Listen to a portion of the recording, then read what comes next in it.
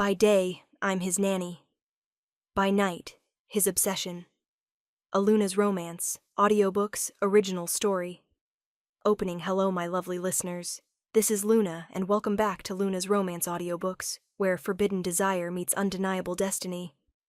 Today's story is deliciously intense. It's about boundaries crossed, secrets kept, and a love so consuming it refuses to be denied. It's about an Omega nanny who thinks she's just doing a job, and the alpha widower who can't stop thinking about her. This is By Day, I'm His Nanny. By night, his obsession. So settle in, maybe grab a cold drink because things are about to get heated, and let me tell you about a woman who thought she was in control. Until she met him. Let's begin. Prologue. I should never have taken this job. That's what I thought as I stood outside the massive estate, my battered suitcase at my feet, staring up at the stone mansion that would be my home for the next year. The Blackwood Estate. Home to Dante Blackwood, alpha of the Nightshade Pack, billionaire businessman, and single father to a 5-year-old daughter. And according to the agency, difficult to work with. That was code for, every nanny he's hired has quit within a month. But the pay was triple what I'd make anywhere else, and I was desperate. Student loans didn't pay themselves, and my dream of opening my own preschool wasn't getting any closer on a teacher's salary. I could survive 1 year with a difficult alpha. I rang the bell. The door opened to reveal a woman in her 60s with kind eyes and a warm smile. "You must be Miss Winters. I'm Margaret, the housekeeper. Come in, come in." She ushered me into an entryway that could fit my entire apartment 3 times over. Marble floors, crystal chandelier, artwork that probably cost more than I'd make in a decade. "Mr. Blackwood is in his study. He'll want to meet you before you see Lily." Margaret's expression turned sympathetic. "Don't take it personally if he's brusque. He's been through a lot."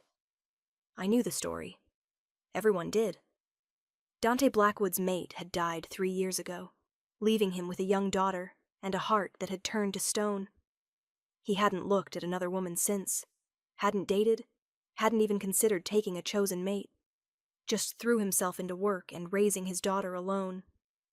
"Miss Winters?"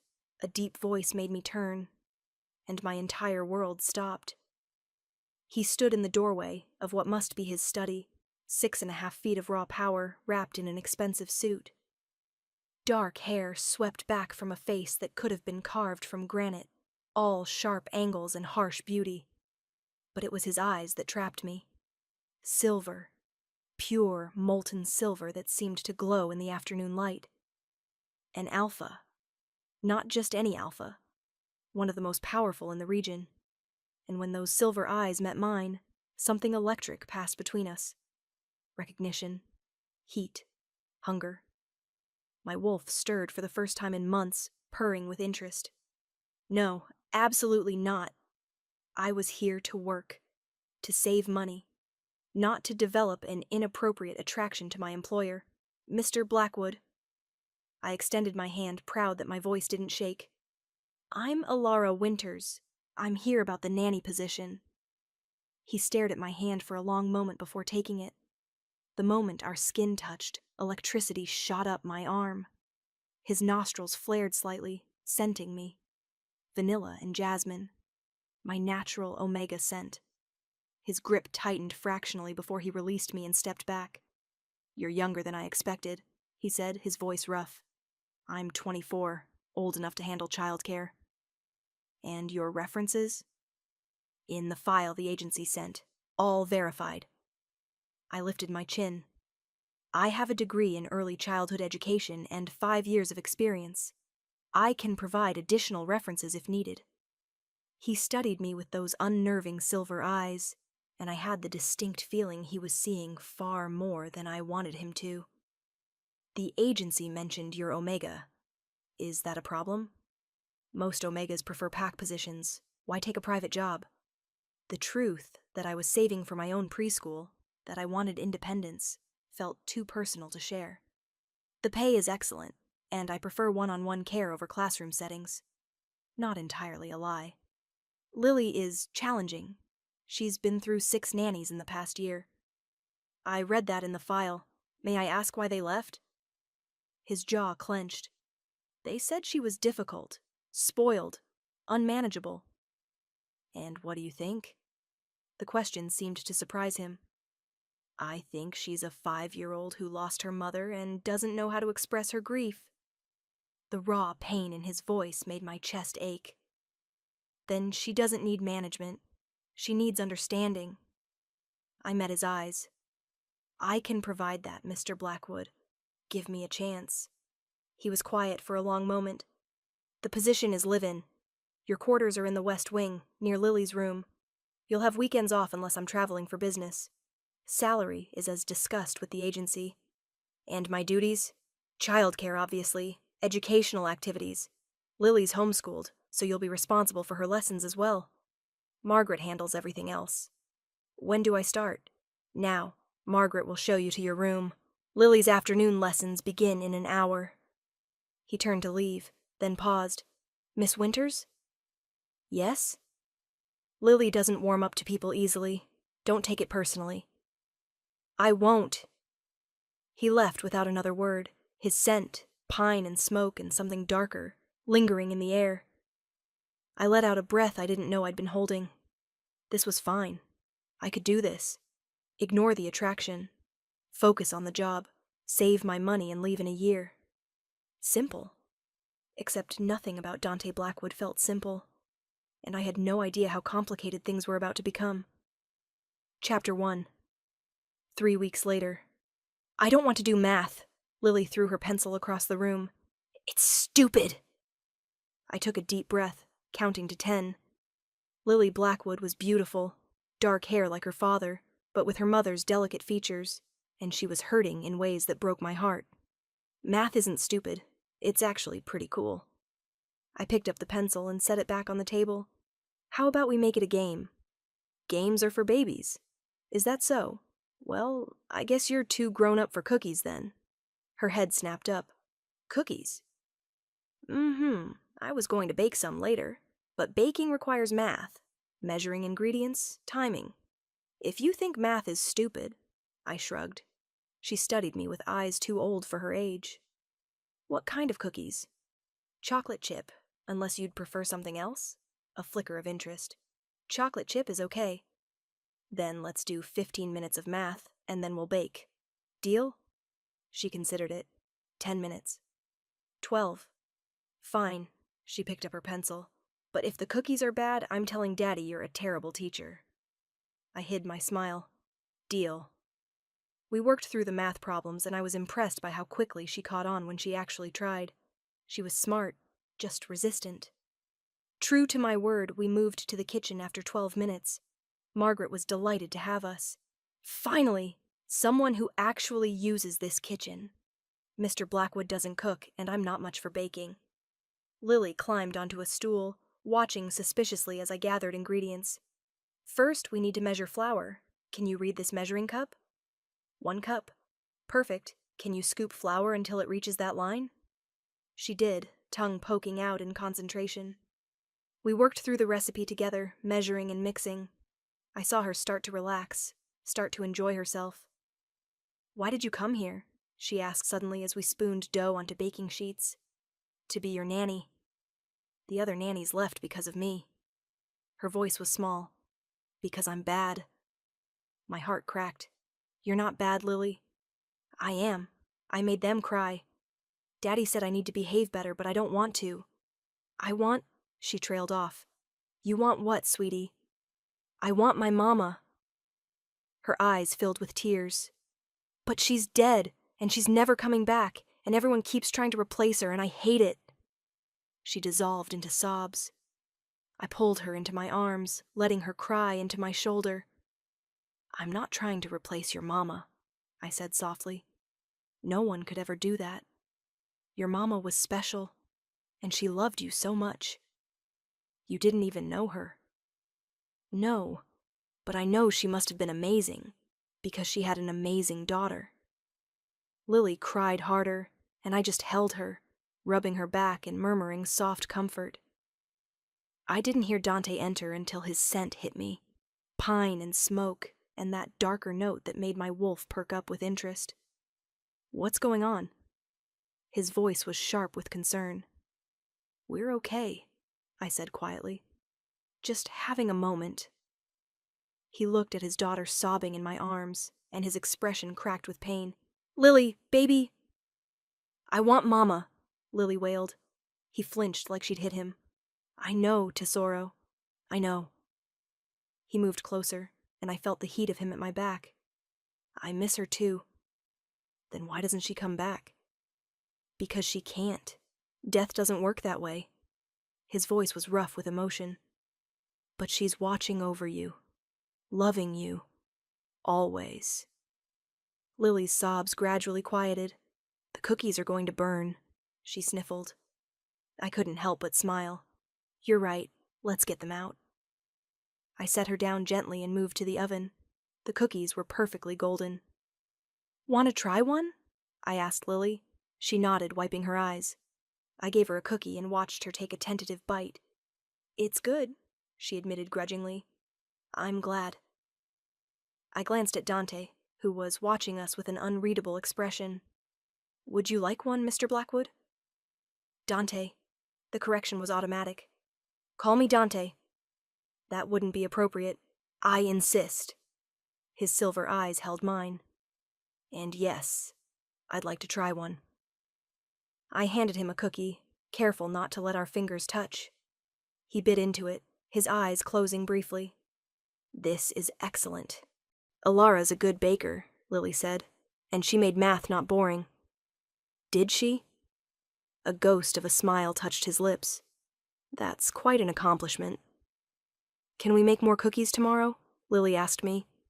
"If you do your lessons without throwing things." "Deal." After Lily went to play, Dante lingered in the kitchen. "Thank you," he said quietly, "for handling that well. The other nannies would have called me immediately. She doesn't need punishment. She needs space to grieve." "I know, but watching her hurt," he ran a hand through his hair, "it kills me. She's lucky to have a father who cares so much. I'm not doing a very good job. She's been through 6 nannies. Because they didn't understand what she needed. But I do." I met his eyes. "I've got this, Dante. Trust me." Something flickered in his silver gaze. Heat. Need. He stepped closer, and my breath caught. "You're good with her," he said softly. "Better than anyone we've had." "Thank you. You're also—" He trailed off, his eyes dropping to my lips. The air between us crackled with tension. This was dangerous. Wrong. He was my employer. But I couldn't look away. "I should go," I said, though I didn't move. "Yes. You should." Neither of us moved. His hand came up, almost touching my face, then dropped. "Good night, Alara." "Good night." I fled before I could do something stupid, like kiss my employer in his own kitchen. That night, I lay in bed, unable to sleep. My room was beautiful, more like a luxury hotel suite than servants' quarters. King bed, private bathroom, sitting area with a view of the gardens. But I couldn't appreciate any of it, because all I could think about was Dante. The way he'd looked at me in the kitchen, the heat in his eyes, the tension that had thrummed between us. This was bad. Very bad. I was here to work, to save money, not to develop feelings for my widowed employer. My phone buzzed, a text from my best friend Mara. "How's the new job? Is the alpha as impossible as they said?" Me. "Worse, and also complicated." Mara. "Complicated how?" Me. "I think I'm attracted to him." Mara. "Oh shit. Alara, no. Do not go there. He's your boss." Me. "I know, I'm not going to act on it. I just needed to tell someone." Mara. "Be careful. Alpha widowers are notoriously possessive. And you're an unmated Omega living in his house." Me. "Nothing's going to happen. I'm professional. This is just a little crush. It'll pass." Mara. Famous last words. I set the phone down and stared at the ceiling. She was right. This was dangerous. But I was strong. I could handle a little attraction. What I didn't know then was that Dante was lying in his own bed, thinking about me too. that he'd been thinking about me since the moment I walked through his door. That his wolf had recognized something in me that terrified and thrilled him in equal measure. That I wasn't just his nanny. I was about to become his obsession. Chapter 2. 2 months later, I should have known something was wrong when Dante started working from home more often. He'd always traveled constantly for business, but suddenly he was in his study, in the library, in the kitchen during Lily's lessons. Always near, always watching. His scent was everywhere, driving my wolf crazy with need. "Alara." Lily tugged on my sleeve. "You're not listening." "Sorry, sweetie. What did you say?" "I asked if we could do art today instead of reading." "We need to do reading, but we can do art after." She pouted, but pulled out her book. I tried to focus on the lesson, but I could feel Dante's presence in the next room. Could smell him, pine and smoke, and that darker note that made me want to do very inappropriate things. This was getting out of hand. I needed to talk to him, set boundaries, before this attraction spiraled into something we couldn't control. That evening, after Lily was in bed, I knocked on his study door. "Come in." He was at his desk, reading glasses perched on his nose, looking unfairly attractive in a simple t-shirt and jeans. "Do you have a moment?" I asked. "For you?" "Always." He set down his papers. "What's on your mind?" I wanted to discuss some concerns about my position here. His expression sharpened. "Are you quitting?" No, nothing like that. It's just..." I took a breath. "You've been working from home a lot lately. And while I appreciate you being available for Lily, it's making things complicated." "Complicated how?" "You're always around, always nearby, and it's..." I struggled for words that wouldn't reveal too much. "It's distracting." He stood slowly, moving around the desk. "Distracting?" "Yes." "How so?" He was too close now. Close enough that I could feel the heat of him, smell his intoxicating scent. "Mr. Blackwood, Dante, I asked you to call me Dante." "Dante, then. This isn't appropriate. I'm your employee. Is that all you are?" His voice dropped to a rough whisper. "Because sometimes, when you look at me, I think you're feeling this too." My breath caught. "Feeling what?" "This pull, this need." His hand came up to cup my face, his touch gentle despite the intensity in his eyes. "Tell me I'm wrong. Tell me you don't feel it, and I'll back off. I'll go back to traveling, keep my distance." I should tell him he was wrong. Should protect myself, my job, my carefully constructed plans. But I couldn't lie. "I feel it," I whispered. His eyes blazed silver. "Ilara." "But it doesn't matter." I stepped back, breaking contact. "You're my employer. I'm here to care for your daughter. Acting on this attraction would be incredibly unprofessional. What if you weren't my employee? But I am. What if I fired you right now? What if we were just two people, free to..." "I need this job, Dante. I have student loans, plans for my future. I can't just throw that away for..." I gestured helplessly between us. "For whatever this is." "Then what do you suggest?" "Boundaries. You keep your distance. I do my job. We ignore this attraction until it fades." He laughed, but there was no humor in it. "You think it'll fade?" "It has to. And if it doesn't..." He moved closer again, predatory and intent. "What if it gets stronger? What if every day I want you more, until the thought of you with anyone else makes me want to tear the world apart?" My wolf whimpered with desire. "That's just biology. The alpha-omega dynamic. This isn't just biology." His voice was rough. "I know what mate bonds feel like, Alara. I had one. Lost it. Thought I'd never feel anything close to it again. But with you..." He shook his head. "With you, it's like waking up after years of being dead. Don't." Tears burned my eyes. "Don't say things like that. It's not fair." "Nothing about this is fair. But it's real." He took my hand, pressing it to his chest where his heart thundered. "Tell me you don't feel this. Tell me your wolf doesn't recognize mine. She did. Oh God, she did. But I couldn't. I wouldn't. I'm asking you to respect my boundaries, I said firmly, pulling my hand back. I need this job, and Lily needs stability. She doesn't need to watch her father pursue her nanny.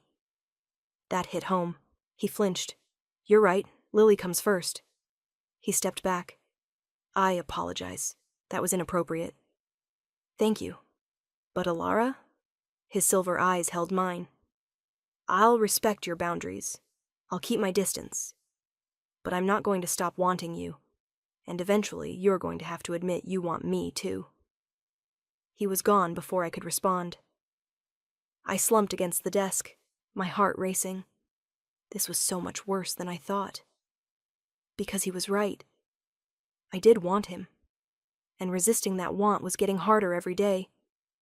For the next month, Dante kept his word. He traveled more, stayed in his study when he was home, kept our interactions brief and professional. It should have been a relief. Instead, it was torture. Because his scent was everywhere.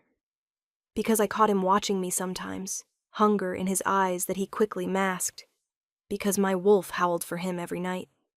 Lily noticed the tension. Why is Daddy sad?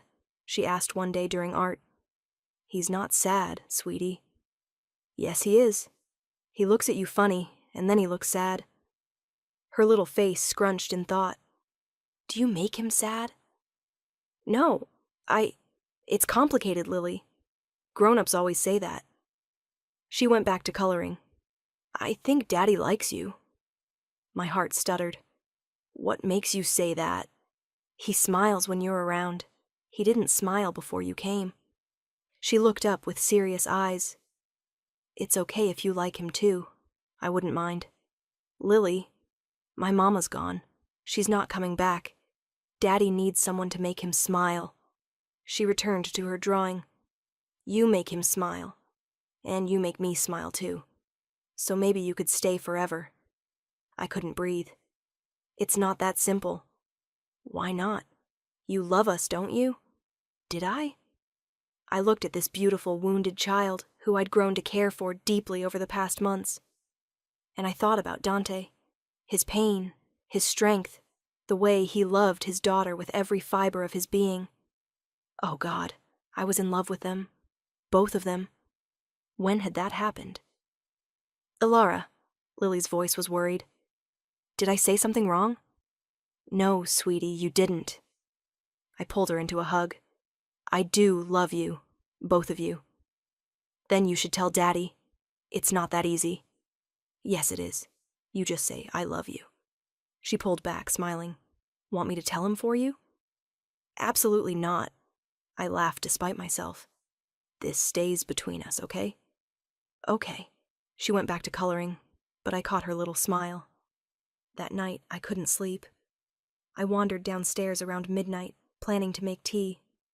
The kitchen light was already on. Dante stood by the window, shirtless, a glass of whiskey in hand. I should have left. Should have gone back upstairs. But I was so tired of fighting this. Can't sleep? I asked quietly. He turned, his silver eyes finding mine in the darkness. Thinking about you. The admission was raw. Always thinking about you. Dante, I know. Boundaries. Professional distance. He took a drink. Do you know what torture it is having you in my house? Smelling your scent everywhere? Hearing you laugh with my daughter? Wanting you with every breath I take and not being able to have you? I moved closer without meaning to. You think this is easy for me? Then why do we keep fighting it? Because I need this job. Because Lily needs stability. Because you're scared. He set down his glass and moved toward me. You're terrified that if you give in, if you let yourself feel this, you'll get hurt. Yes, I admitted. Yes, I'm scared. You're my employer, Dante. You hold all the power here. What happens when this attraction fades? When you get bored of me? I lose my job, my income, my plans for the future. I'm not going to get bored of you. You don't know that. I do.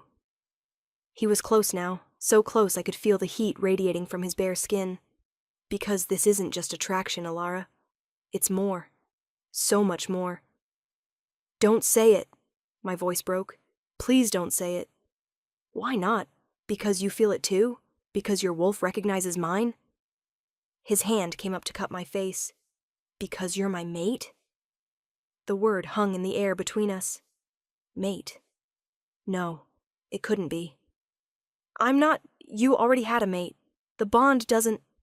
It does sometimes. When the first mate dies, the goddess can grant a second chance. His thumb stroked my cheek. And you're mine, Alara.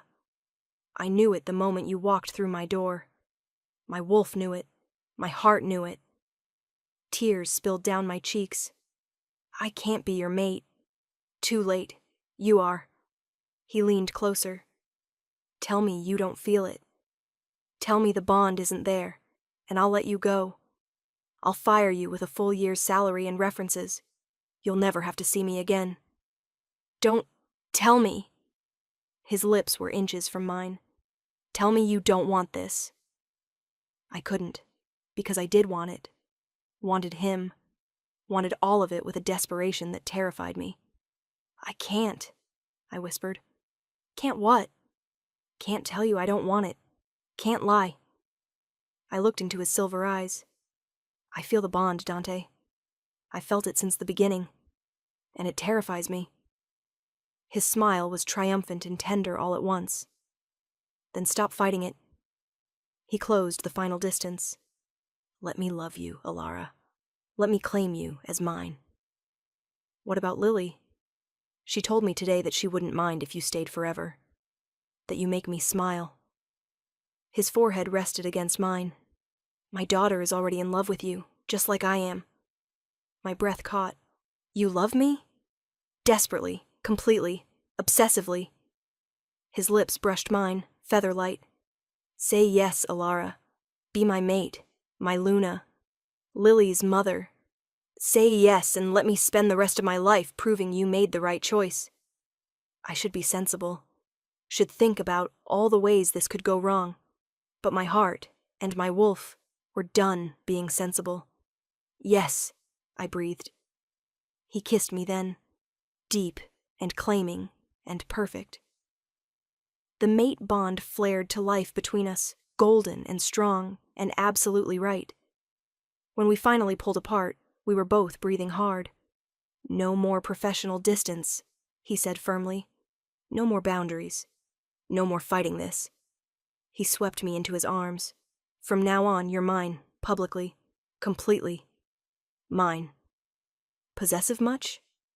I couldn't help but smile. You have no idea. His eyes glowed silver. I've been obsessed with you for months, Alara. Now that I can finally have you, I'm never letting go. He carried me upstairs to his room and showed me exactly what it meant to be claimed by an alpha. And I learned that sometimes the best things in life come from taking risks, from letting go of fear, from saying yes to the impossible. By day, I was his nanny, but by night and every moment in between, I was his mate, his obsession, his everything. Chapter 3. I woke wrapped in Dante's arms, his scent surrounding me like a claim. Sunlight streamed through the windows. Morning had come too fast. You're thinking too loud, Dante murmured against my hair. I'm thinking about Lily. How we're going to tell her. She already knows we belong together. She told me as much. He pressed a kiss to my shoulder. But we'll tell her properly. Together. And the pack? What will they say about their alpha mating his daughter's nanny? They'll say I finally came back to life. He turned me to face him. Alara, I don't care what anyone thinks. You're my mate. That's all that matters. But your first mate was taken from me too soon, and I grieved her. We'll always love what we had. His silver eyes were serious. But she's gone, and you're here, and the goddess gave me a second chance at happiness. I'm not wasting it. He kissed me thoroughly, and I let myself sink into it, into him, into us. A knock at the door made us both freeze. "Daddy?" Lily's voice came through the wood. "Why is Alara's door locked and empty?" Dante and I stared at each other. "Well," he said, suppressing a smile. "Guess we're telling her now." He grabbed a robe and went to the door. I heard it open, heard Lily gasp. "Is Alara in there with you?" "Yes, Tesoro. Come in." I quickly wrapped myself in one of Dante's shirts, massive on me but decent, as Lily entered. Her eyes went wide, seeing us both clearly just awakened, in Dante's bed. But instead of looking upset, she grinned. "I knew it." She bounced up and down. "I told you they liked each other, didn't I, Daddy?" "You did." Dante laughed, pulling her into a hug. "Does this mean Alara's staying forever?" Lily looked at me hopefully. "How would you feel about that?" I asked carefully. "I'd feel great. Can I call you Mom?" My breath caught. Dante's hand found mine, squeezing gently. "You can call me whatever feels right," I said softly. "But Lily, your mother, was my mama, and she's in heaven. But you're here, and you love me, and you love Daddy." Her child's logic was simple and pure. "So you can be my mom now, if you want to be." Tears filled my eyes. "I'd be honored." "Yay!" She threw herself at me, hugging tight. "We're going to be a real family again." Over her head, Dante's eyes met mine, full of love and promise. We were a family. Unconventional. Unexpected. But ours. The pack's reaction to our mating was mixed. Most were thrilled that their alpha had finally found happiness again. A few older wolves whispered about the impropriety of mating the help, but Dante shut that down fast. "Alara is my mate, your Luna. Anyone who has a problem with that can bring it to me directly." No one did. We mated officially in a small ceremony a week later. Just pack leadership, close friends, and Lily, who served as flower girl and beamed the entire time. When Dante bit down on my neck, marking me as his, the bond completed with such intensity I saw stars. "Mine," his wolf growled in my mind. "Mine," my wolf purred back. That night, alone in our room, Dante made love to me slowly, reverently. "I love you," he murmured against my skin. "My mate, my Luna, my Alara. I love you too." I pulled him closer. "My Alpha, my Dante. Promise me something. Anything. Never doubt that you belong here. With me, with Lily, with this pack." His silver eyes were intense. "You're not the nanny anymore. You're my equal, my partner. Promise me you'll remember that." "I promise." He kissed me deeply, and I lost myself in him all over again. Chapter 4. 3 months later. Mama, watch!" I looked up from the garden I was tending to see Lily successfully shift for the first time. A small wolf pup with dark fur and silver eyes stood where my daughter had been. My daughter. The thought still made me emotional. "You did it!" I cheered. "Oh, Lily, you're beautiful!" She yipped happily and ran in circles. Dante appeared, drawn by the commotion. When he saw Lily in wolf form, his face split in a huge grin. "That's my girl!" He shifted too, a massive black wolf, and play fought with his daughter. I watched them, my heart so full it might burst. This was my life now. Mornings teaching Lily her lessons.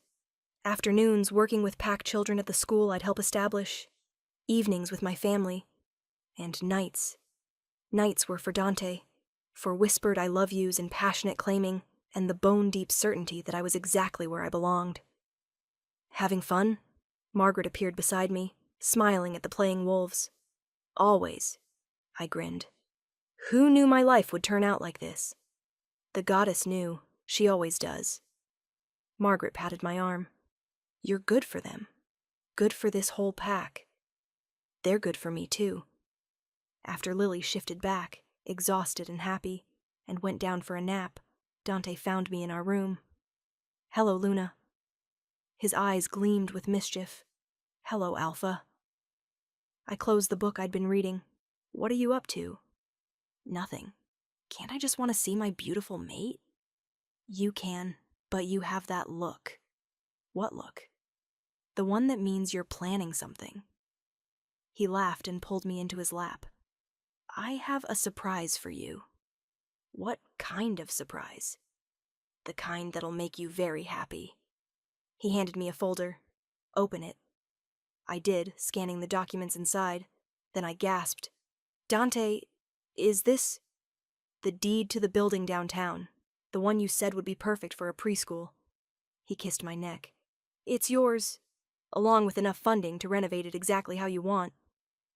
Tears spilled down my cheeks. You bought me a building? I bought my mate her dream. There's a difference. His arms tightened around me. You gave up your plans to be here with us. The least I can do is make sure those dreams still come true. Dante, this is too much. Nothing is too much for you. He turned me to face him. You're my mate, Alara. My Luna. I want to give you the world. You already have. You and Lily. You're my world. Then let me give you your dream, too. His smile was soft. I want you to open that preschool, hire teachers, make it everything you envisioned. The pack will support it, and so will I. I kissed him hard, pouring all my love and gratitude into it. Thank you, I whispered, for everything, for loving me, for believing in me, for giving me a family. Thank you for taking a chance on us, on me. He rested his forehead against mine. Best decision I ever made, hiring you. Pretty sure I was the one who took the job. Semantics, he grinned. Either way, you're stuck with me now. Good, because I'm not going anywhere. We spent the rest of the afternoon planning the preschool, what renovations we'd need, how many teachers to hire, curriculum ideas. It felt surreal. 6 months ago, I'd been a struggling teacher taking a nanny job out of desperation.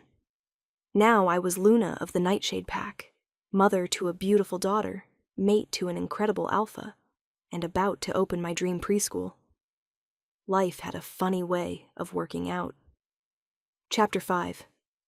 6 months later, the grand opening of Moonlight Preschool was a huge success. 30 children enrolled on the first day.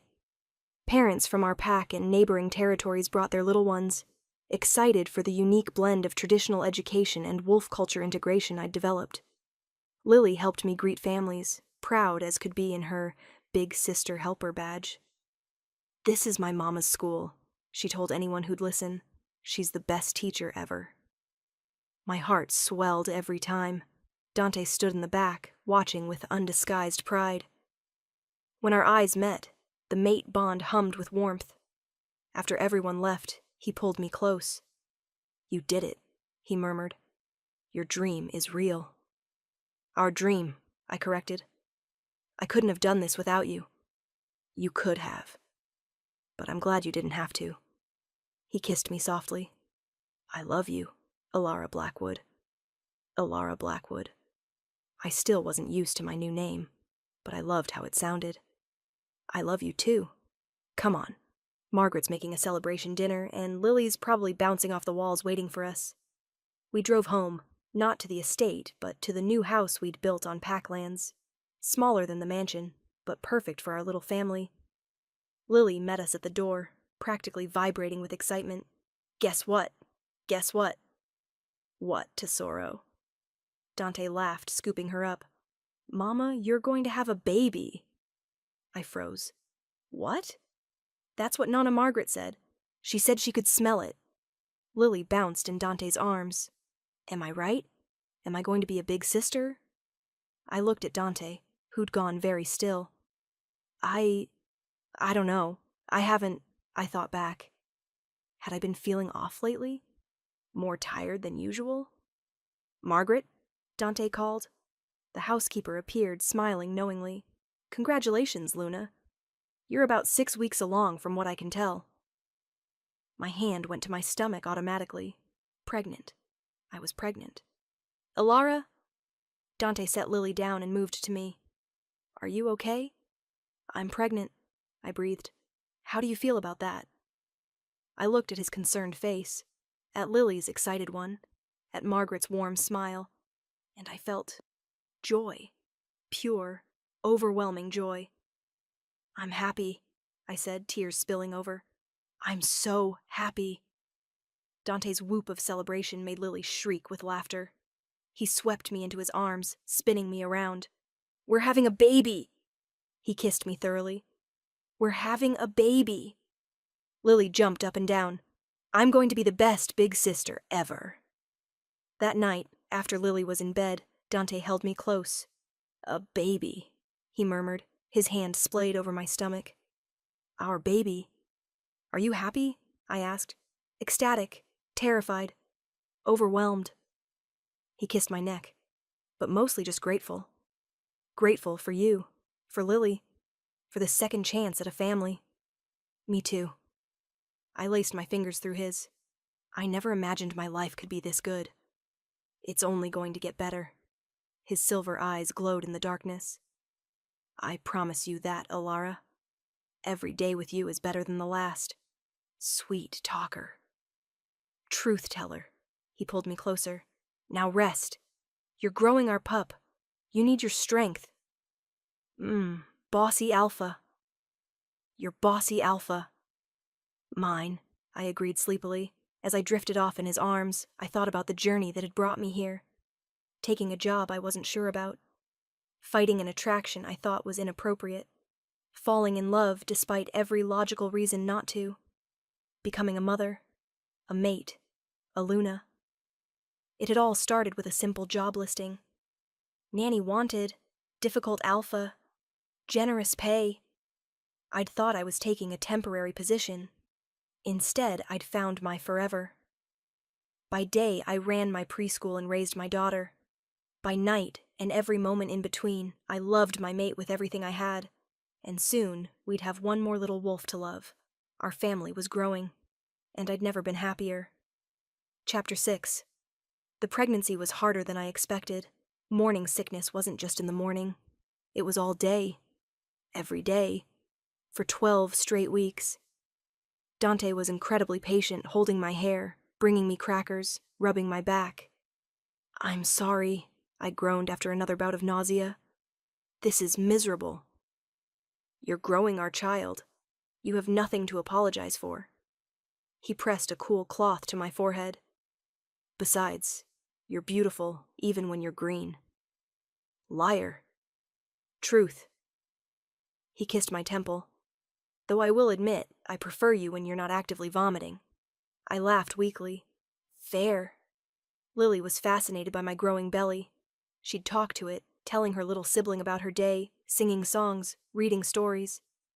"The baby can hear me, right, Mama?" "Probably, especially this far along." I was 5 months now, my belly finally starting to show. "Good. I want them to know my voice." She pressed her ear to my stomach. "I'm your big sister, baby, and I'm going to protect you and teach you everything." My heart melted. "You're going to be an amazing big sister," I told her. "I know." Her confidence was adorable. Daddy said the same thing. The pack was thrilled about the pregnancy. They threw me a baby shower that was overwhelming in the best way, gifts piled high, wolves offering advice and congratulations, everyone excited for their alpha's new heir. "How are you holding up?" Luna, Dante's sister, asked as I opened yet another onesie. "Good, tired, overwhelmed." I smiled. "But happy." "Good. Because Dante's been insufferable with how excited he is." She grinned. "I've never seen my brother this happy. You're good for him, Alara." "He's good for me, too." "I'm glad. You both deserve this happiness."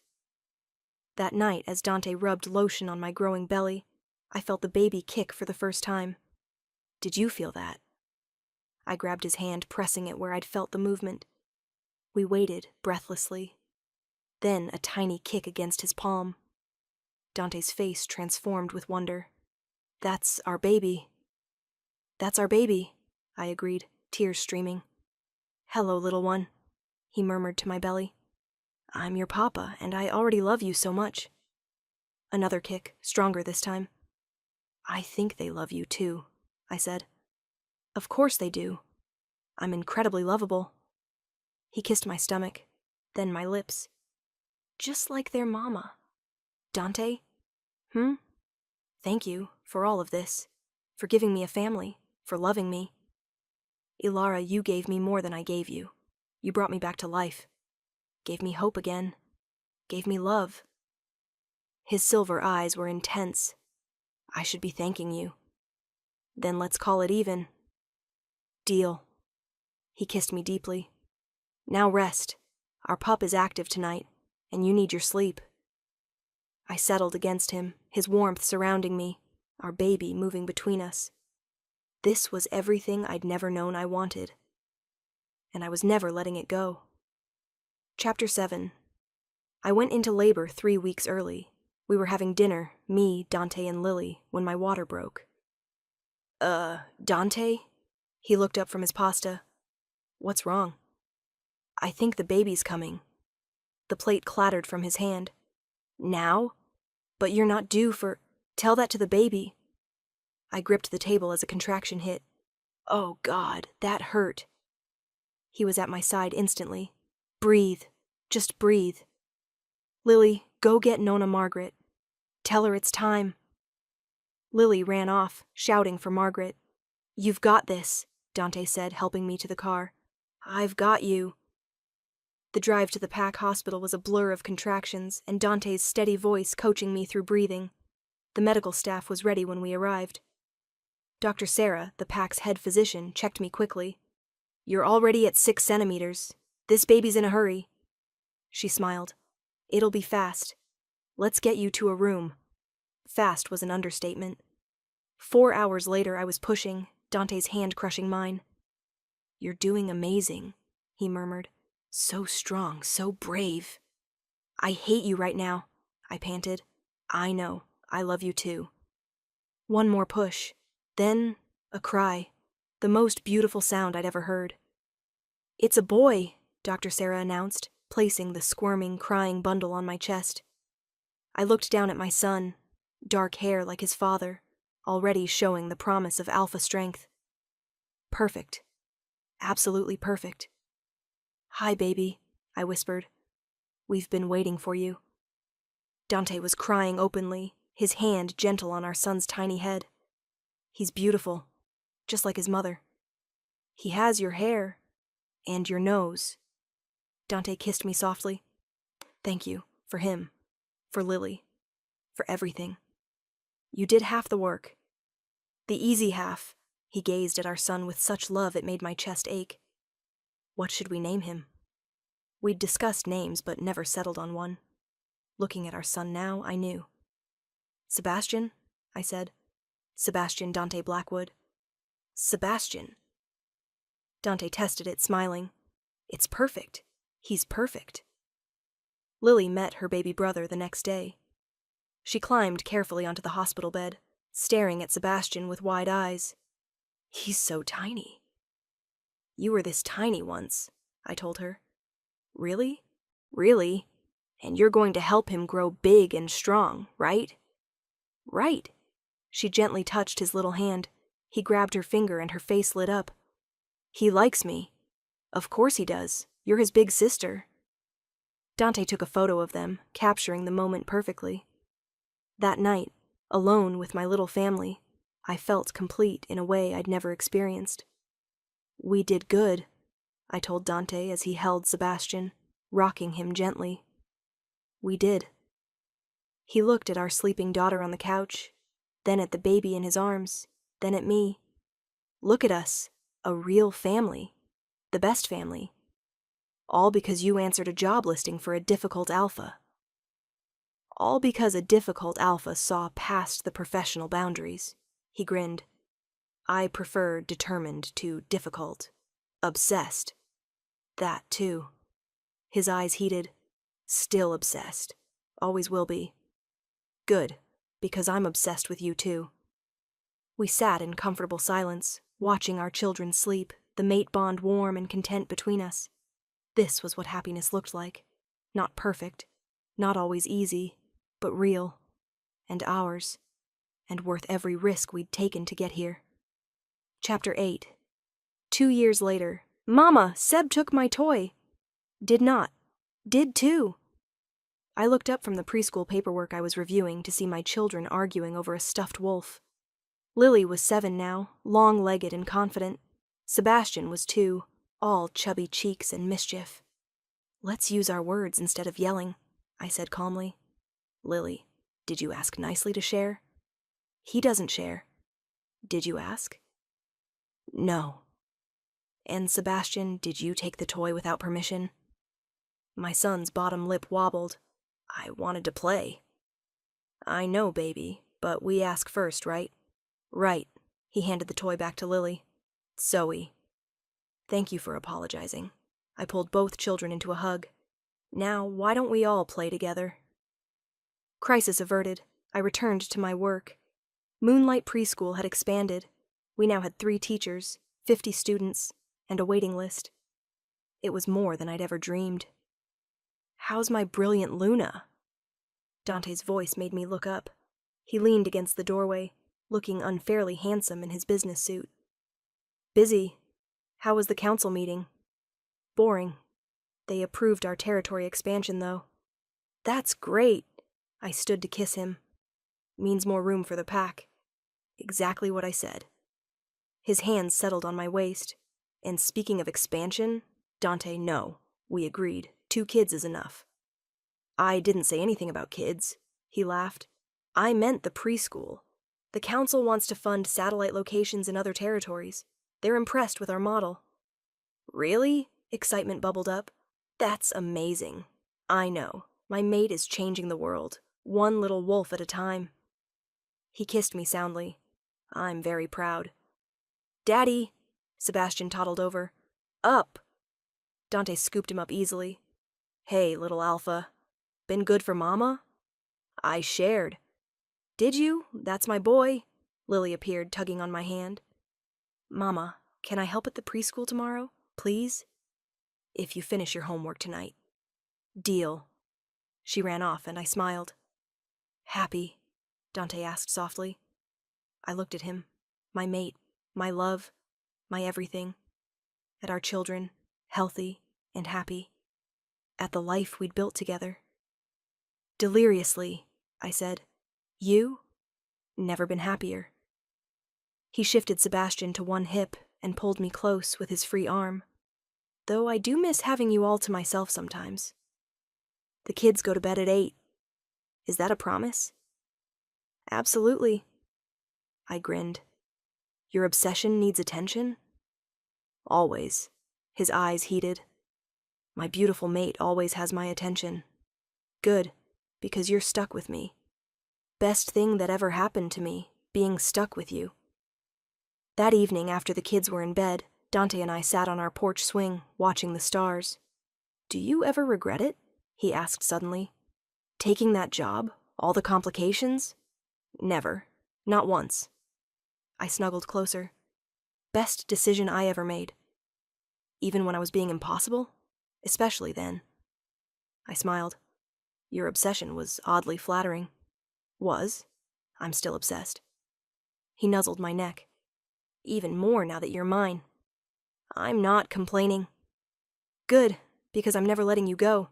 Promise. Promise." He kissed me deeply. "By day, you're Luna, teacher, mother, but by night I'm yours. Exactly." His smile was pure satisfaction. My obsession, my everything.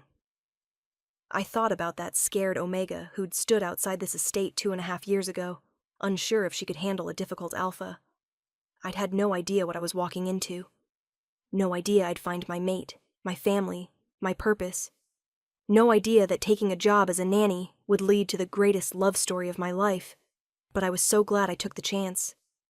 So glad I said yes to the impossible. Because this beautiful, chaotic, perfect life was worth every risk. Epilogue, 5 years later. "Mama, Papa, come quick!" I ran outside to find Lily, now 12 and already showing alpha traits, standing with Sebastian and our youngest, 3-year-old Aurora. "What's wrong?" Dante asked, appearing beside me. "Nothing's wrong." "Look." Lily pointed to Aurora, who was concentrating hard. Then our youngest shifted for the first time, a tiny silver wolf with dark markings. Dante and I both gasped. "She did it!" Sebastian cheered. "Aurora shifted!" Our daughter yipped happily and pranced around. "I'm so proud." I knelt down as she shifted back. "You were beautiful, sweetheart." "Did you see, Mama? Did you see?" Aurora bounced excitedly. "I saw. You're amazing." I pulled her into a hug. Dante wrapped his arms around all of us, our little pack within a pack. "Look at our family," he murmured. I looked at our 3 beautiful children, at the home we'd built, at the packlands stretching beyond, full of wolves we'd come to love. And I thought about that job listing. Nanny wanted difficult alpha, generous pay. It had promised employment. It had delivered everything. "What are you thinking?" Dante asked, reading my expression. "That I'm the luckiest woman alive." "Wrong. I'm the luckiest alpha alive, because I found you." He kissed me softly. "My nanny, my obsession, my mate, my everything. And I found you, my difficult alpha, my love, my forever." Our children groaned at our public affection, but we didn't care. This was our story, the nanny and the widowed alpha. By day, a professional relationship. By night, an obsession that became the greatest love either of us had known. And every day after, a beautiful life built together. One risk, one job, one impossible love, and a happily ever after that exceeded every dream. Closing. And there we have it, my lovely listeners. Alara and Dante's journey from professional boundaries to passionate obsession to the deepest love. Sometimes the most beautiful relationships start in the most unexpected ways. A job interview, a moment of recognition, a pull too strong to resist. Alara thought she was just taking a nanny position. She had no idea she was walking into her destiny, a mate who would love her fiercely, children who would fill her heart, and a purpose that would change lives. And Dante? He thought he was just hiring help. He found his second chance at love, his reason to smile again, his everything. Their story reminds us that love doesn't follow rules. It doesn't care about professional boundaries or appropriate timing. When it's real, when it's fate, it simply is. If you loved Alara and Dante's story, please hit that like button and drop a comment. What was your favorite moment? The kitchen confrontation? The midnight confession? That beautiful family epilogue? I want to hear all your thoughts. And here's a delicious preview of our next tale. The rogue king's captive. She's his prisoner, but he's her mate. Oh yes, darlings, we're diving into captive romance with a twist that'll make your heart race. What happens when the woman a ruthless alpha kidnaps turns out to be his fated mate? Tune in next time to find out. Until then, this is Luna, reminding you that sometimes the best things in life come from taking risks, from saying yes to the impossible, from letting obsession become love. Sweet dreams and passionate listening, my loves.